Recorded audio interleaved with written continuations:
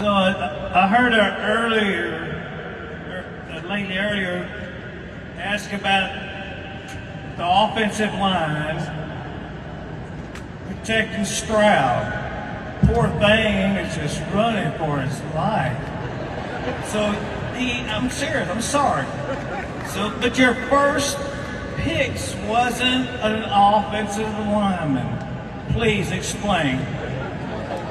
Yeah, I'm happy to explain it. Yeah, the draft it's an inexact science. So we rank the players, we stack the board, the players come off the board at different points. I would say we try to move around the board, we try to move up, I would say multiple. I mean, look, you guys know us, we pretty much trade every draft pick that we have. So, but we try to move up and down the board. Sometimes there's a trade partner that works itself out, sometimes there isn't. So the way it worked itself out, we ended up moving out at 25. We picked Jaden at 34, and then we picked Ursary at 48 or 49. Who was one of the top-ranked tackles in the draft that we liked. So again, it's never about one pick. It's never about one player. I think the offensive line in and of itself is about 5 guys playing as one. So again, I would say for D'Amico and I, we're not concerned about it. So if we're not concerned about it, you guys certainly shouldn't be concerned about it either.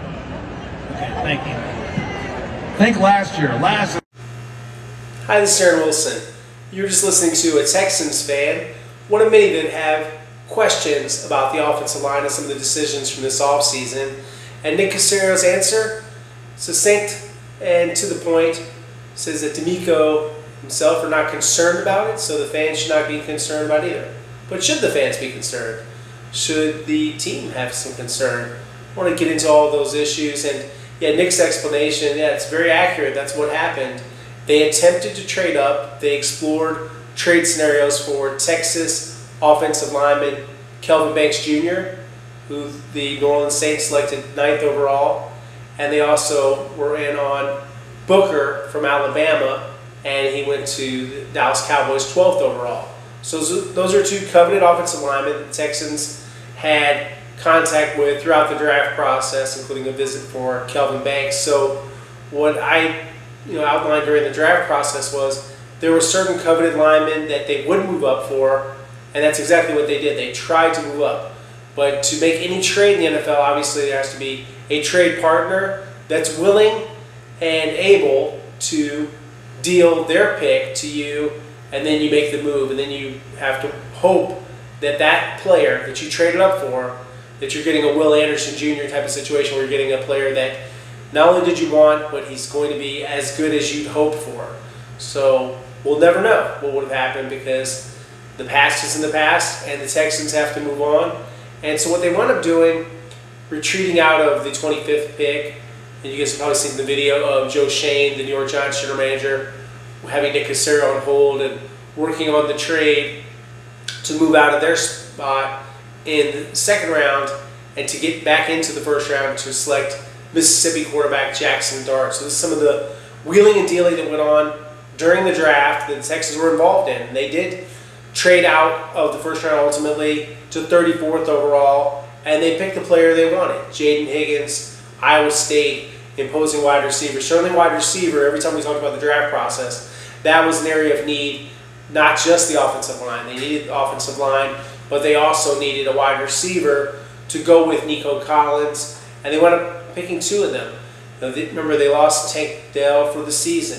Stephon Diggs signed with New England Patriots and free agency. Remember what the receiving corps was like when they had Nico Collins and a healthy Tank Dell and a healthy Stephon Diggs. It was formidable.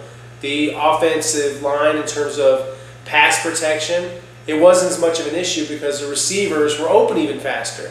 So while the offensive line didn't play particularly well, allowing 52 sacks during the regular season, and allowing 8 sacks in the playoff loss to the Kansas City Chiefs, I understand the fans' concern because they didn't draft an offensive lineman right away.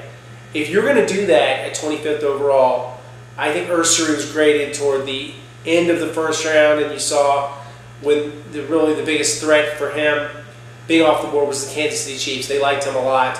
That's where a lot of people, including his camp, thought he was going to go if he didn't go to the Texans at 25th overall. So instead they take Joshua Simmons. When Donovan Jackson went off the board to the Minnesota Vikings and 1 pick before the Texans, that was one of the last linemen they would have picked. at 25. By then, they're already deep into conversations, like Nick has said several times, and my sources corroborate everything that he's saying, that they were working on trades, and they were looking to retreat out after their trade-up scenarios, did not, yield fruit. They didn't, were successful, and through no fault of their own, they were offering, proper compensation. It's just those teams preferred not to trade the pick. So have they done enough? It's not just the draft. I mean, it's the referendum on the entire offseason. And as Nick said, and as Miko said several times, you guys remember back to the scouting combine, they gave you the answers to the tests and to the media. There was a small group of Houston reporters, amongst which I was there, and we were talking to them, and they said they were going to reset the offensive line. And did they ever? They overhauled this line, as you know, trading 5-time Pro Bowl left tackle Darren to the Washington Commanders, cutting an ineffective Shaq Mason, and trading a disappointing former first-round draft pick, one of their offensive line misses in Kenyon Green, to the Philadelphia Eagles for C.J. Gardner-Johnson, a starting safety. So since then, they have installed Cam Robinson as their starting left tackle. And Cam, he's had his ups and downs. He's been a solid left tackle. My information from the Minnesota Vikings coaching staff is they consider him an asset. They were very happy with the way he played. Got that on and off the record with Kevin O'Connell at the NFL owners meeting. So some people think he's pretty good, but we'll see. I think he's going to be the left tackle, barring an injury. They have Ariante Ursary, who they picked in the second round, as Nick said, and then they can go with him at left tackle, or even right tackle, or they can have him wait in the wings until they feel like he's truly ready to play. I see scenarios where he takes over as either the left tackle or the right tackle at some point this season. I don't think he's going to just watch all year. Don't anticipate that. I think he's going to play. So we'll see where he plays and which one of the positions they feel like plugging him in gives them the best 5. As Nick said, play as one. So a one-voice situation with Cole Popovich now as run game coordinator, offensive line coach, reuniting with Nick Caserio, his former New England Patriots colleague. Both learned from one of the better offensive line coaches in NFL history, in Dante Scarnecchia. So when they were winning all the Super Bowls and Tom Brady is standing tall in the pocket, there was someone coaching not really the most talented offensive line, but a good offensive line, cohesive offensive lines, and that was Scarnecchia. And that's where Popovich learned. And, it was weird last year. I'll go ahead and say it, a lot of this stuff now. I've said this a few times, but I want to kind of get into it a little more. Chris Strausser seemed checked out to a lot of people in the building. Maybe he should have retired, didn't retire, and he had his thoughts on who should be out there, and Cole Popovich had his thoughts. But obviously, Strausser was in charge. So Popovich, who was retained and was going to be retained if they had hired Gerard Johnson, Bill Lazor, or obviously under the Cayley scenario. So he had like 3 options, and he had other teams too. So he comes back, signs a new contract, gets the promotion, and now you've got Popovich running it the way he wants it run. So their hope is that they will be better because it's his offensive line. He's the boss. He's going to be telling these guys, this is how I want you guys to play. And he's a former offensive lineman at Fresno State, and then he coached at Troy University, coaching Jake Andrews, who's a candidate for a starting job there at center, and he compete with Jared Patterson. So the way I see the offensive line right now is Cam Robinson at left tackle, Titus Howard at left guard, where he played solidly most of the season. Center, the front runner right now is still Jared Patterson.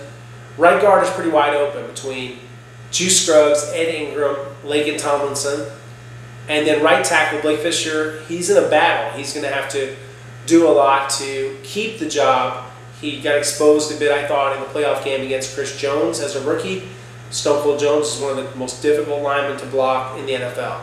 But it wasn't a great game at all. It was a poor game, bad performance by Blake Fisher. But normally, a second-round pick like him takes a leap from year 1 to year 2. So let's see how much he's improved, and they can gauge that during training camp. But the offensive line is far from settled, and then people will ask, why didn't they just spend big on, say, like James Daniels or Will Fries, one of these linemen. They thought it was out of their price tag, and they had a lot of things they wanted to do on defense, including the Daniil Hunter extension, the Jalen Petrie extension, and the Derek Stingley Jr. mega $90 million extension. They had to save money for next year for Will Anderson Jr. and C.J. Stroud. You've seen my separate video, because some of you guys have. Please check that out. There's an in-depth discussion of C.J. Stroud's contract, and if they keep this guy healthy this year and standing, then I think he can have a big year throwing to Nico Collins, Jaden Higgins, Christian Kirk, Dalton Schultz. Yep, Dalton Schultz still has a chance to redeem himself after a tough year last season. So you look at where everything goes with the offensive line. There's a great opportunity for them to improve, but obviously, some fans are concerned. And I thought it was a legitimate question, and he wasn't the only guy from the state of the Texans to ask that question. Had a fan send me that video and some other videos, so I wasn't there, but I was able to hear a lot of the questions, and I thought the Texans were very transparent, and not every team does this, I can tell you that, to sit there and take tough questions from fans that they want to hear. Fans, you guys are the ones buying the tickets, buying the jerseys, paying the salaries in a way. It does contribute to the general fund. Obviously, most of the money for player salaries comes from the television deals. And, of course, you support channels like mine that, do well because you guys watch and you turn in and you tune in, you like and comment and subscribe. And I appreciate you guys doing that. Or you watch me on television with Randy McElroy and R. Alexander, or log into www.click2houston.com where we had some news today. Darren Callaghan, Southeast Louisiana defensive back, signed after a successful workout. 6 foot, 200 pounds, 4.42 speed.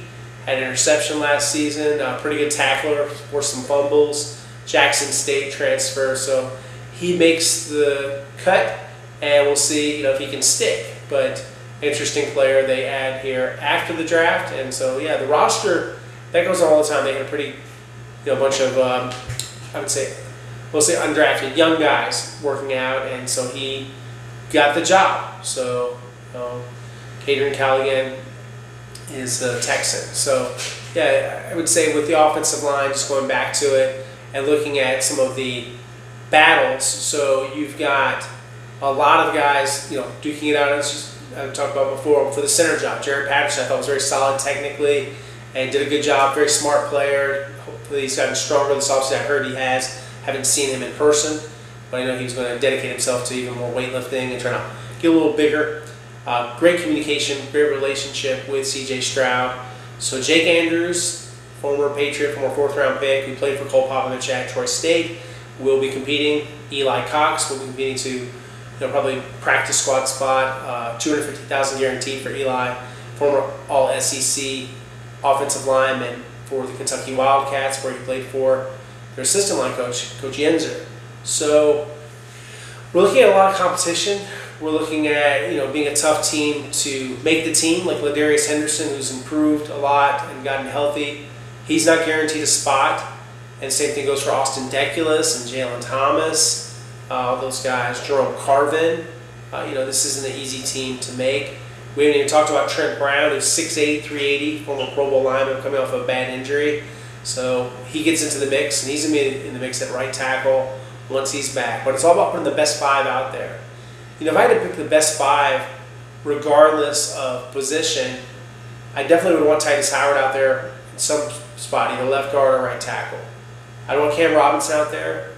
Ideally, you want Riante Ursary. Maybe it's Trent Brown. I don't know if I want to play guard, but you try to find a way to get some of these guys on the field. And to me, center and right tackle, right guard, all pretty open. But I think they could feel comfortable lining up with Titus Howard left guard. But a lot of these guys are coming off great seasons. That includes Ed Ingram and Laken Tomlinson, and even Cam Robinson. So, they've got a lot to prove. But the thought is that coaching and cohesiveness, these are intangibles, a lot of it, cohesiveness and teamwork and communication, that is the reason why there'll be a better offensive line in 2025 and 2024.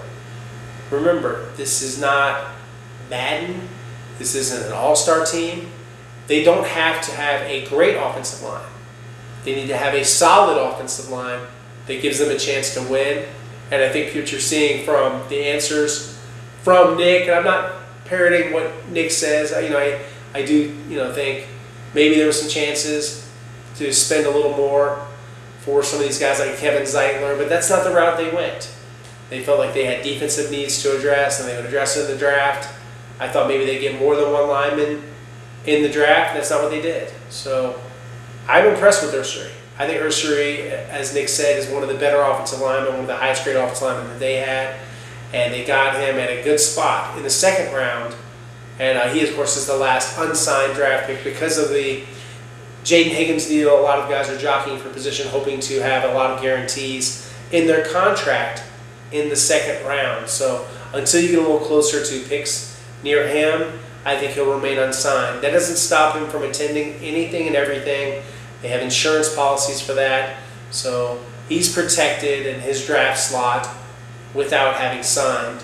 But yeah, there's still something to negotiate, and so they'll work on it. And you're not talking about anything other than the percentage of the guarantees, and that's what they'll be negotiating with his agents at Clutch Sports. So we'll see what happens, but my anticipation is he'll be signed way before training camp, maybe even before the final mini camp. We'll see the pace of the rookie deals, which I've been documenting and breaking a couple stories about with the Texans and the other teams. So we'll see how that goes. But yeah, for the offensive line, to be continued. But an interesting comment from Nick Caserio said, D'Amico and I, we're not concerned, so you shouldn't be concerned about it yet either. So he's asking for faith, trust, some confidence. I know that they have missed on some linemen, including Kenyon Green, and they've done. Titus Howard has not been really up to the contract. He's been good, but he's not exactly what you would hope for when you do that kind of investment, which was an expensive contract. Juice Scruggs, jury still remains out whether that was a good second-round pick. Same thing with Blake Fisher. So to me, one of the linemen that for where he picked him, he actually hit was Jared Patterson. So we'll see. I think he nailed the Ursery pick, and we're going to find out when the pads come on. So that's when you really can judge linemen, when they're hitting, when they're in the trenches, when they're in the line of scrimmage, they're rolling up their sleeves, and they're getting after it. So we look forward to training camp, but we're not going to have a lot of answers until some preseason games and really regular season games. We see what the lineup's going to be, what this offensive line's all about. But yeah, guys, thanks for listening. I appreciate it, and we'll have more content in the weeks to come. This is a little bit of a slow time in the NFL schedule, other than things like flag footballs in the Olympics, and see if they ban the tush push. But I'm really not that interested in either of those topics, and more about staying steeped in the day-to-day with the Texans, along with the big picture of the Texans. Thanks for liking, watching, subscribing, and I could use more subscribers and likes and views. So, we're over 7,000 now. I'd love to get to 8,000, then 9,000, then 10,000, and just keep on growing. I want this to be a very big YouTube channel, hopefully one day. That's my goal. Not doing this to be ordinary. I want this to be a great YouTube channel. Working on trying to add more bells and whistles as we go. And yeah, thanks so much. Appreciate it. Bye.